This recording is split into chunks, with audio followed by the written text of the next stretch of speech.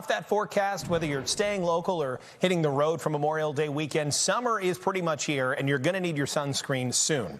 With so many out there and so much stuff on the label, how do you know which one is the best for you? NBC5's Kate Chappell is here really digging into this. Hey, Kate. Hey, Alex, a nonprofit is out with its annual list of best sunscreens. They tested thousands, and you may be surprised most aren't up to par.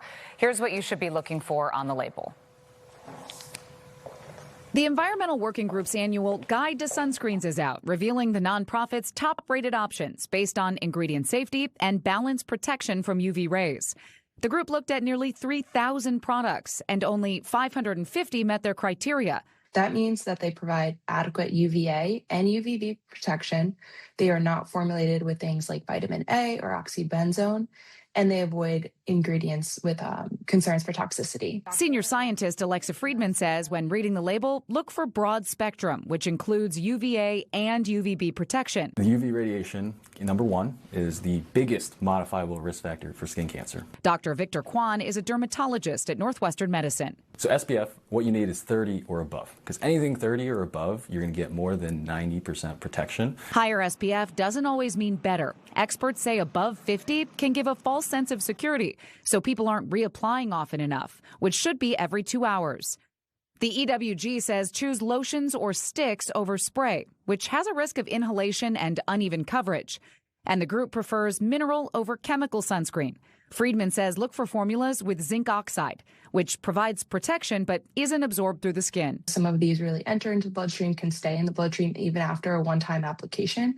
And some of the ones that are available have also been associated with things like hormone disruption. And for those who prefer non-mineral but don't want chemical, the EWG is optimistic about the ingredient bimotrizonol. The FDA proposed classifying it as safe and effective in late 2025.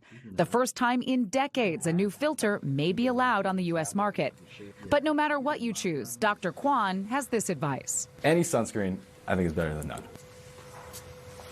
Also, one thing we wanted to point out, no matter your skin complexion, you need sunscreen if you're going to spend a lot of time in the sun. Cumulative UV radiation can always contribute to your cancer risk, so that's important. If you're going to be outside for a long time, wear sunscreen. All right, I have extra bottles of sunscreen because, you know, you don't use them all, then you forget them, so you have to go buy some more. How long can you use them? Do they expire? Okay, so it can be really tempting to just go in the cabinet and grab one. You know, I'm heading out the door, I forgot to get more. That date is important. It does actually matter because once it passes that expiration date, unfortunately, the ingredients, the SPF, not as effective. You can burn, your risk is still there. So unfortunately, if it's expired, the doctors say throw it away. And we learned about ones that the doctors don't really like and don't recommend. What are some of the ones that they do, and how long is that list? Yeah, it's very long. They tested almost 3,000. Oh, wow. They have about 200 they really like, 500 that are okay. I pulled a couple that we might recognize. Whole Foods 365, mineral lotion they like. Altitude, Think Sport, if you've heard of that. Neutrogena mineral tinted lotion, and also Sunbum high performance mineral face stick. So some of the more recognizable brands, but again, we'll put a link to that list and what you can look for on the label on our website, NBCChicago.com. That will be helpful because I so. certainly won't remember, but at least some of the brands. Yes. I've heard of Neutrogena. I use the Neutrogena. I just don't know if it's the right And Neutrogena. really That's what broad we're all spectrum. thinking. That's what you got to look for. Broad Spectrum is the main spectrum, 30 to 50 is going to be your best pieces of advice. Okay. All right. Thanks, Kate. Now we know. That's great. I'll narrow Now it we down know. for you. Yeah. And